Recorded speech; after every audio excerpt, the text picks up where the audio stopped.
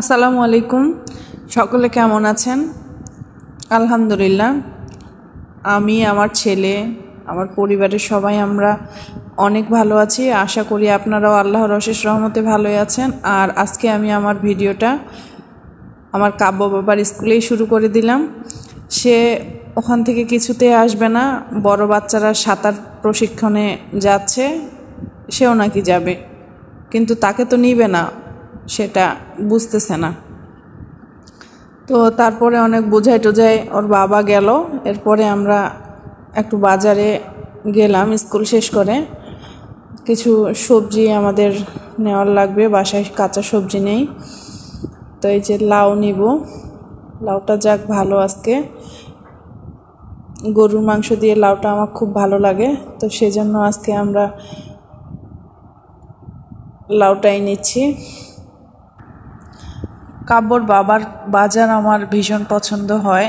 সে অনেক সুন্দর করে দেখে বাজার নেয়, একদম বাছে বাছে নেবে। এই যে ঢেঁড়স নিচ্ছে, তো সে একটা একটা করে কচি ঢেঁড়সগুলো বেছে বেছে নিচ্ছে।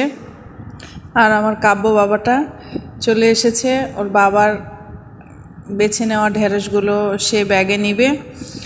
তো সেগুলো ব্যাগটা সে ধরে আছে, আর ওর বাবা বেছে বেছে দিচ্ছে।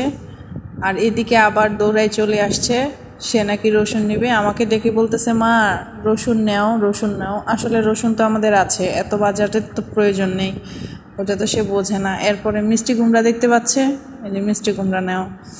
আবার গিয়ে ওর বাবার কাছে আবার লাউটা নিছে। তো লাউটা পড়ে গেলে তো ফেটে যাবে, ময়লা লাগবে, বুঝতেছে না সে ওইটাকে নিয়ে কি করতেছে দেখেন। তো যা হোক, সে অনেক মজা পাচ্ছে, অনেক অনেক মজা পাচ্ছে।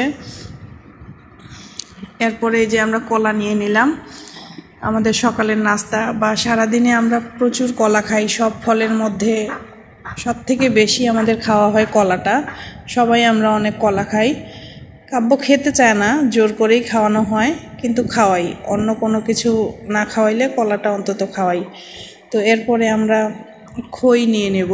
আপনারা জানেন সকালের নাস্তায় আমরা কলা,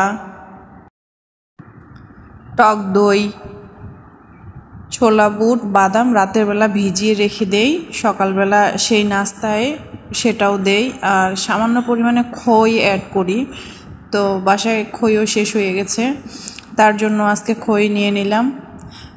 এরপরে হচ্ছে যে দইয়ের দোকানে, মিষ্টির দোকানে চলে এসেছি, দই নেব।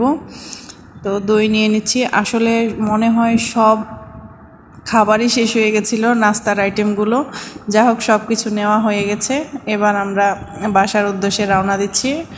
বাজারের পাশেই বাসা, তো বলতে বলতেই আমরা চলে আসলাম বাসায়। সকলে ভালো থাকবেন। আমার ভিডিওটা দেখার জন্য ধন্যবাদ। আর সকলকে আসসালামু আলাইকুম।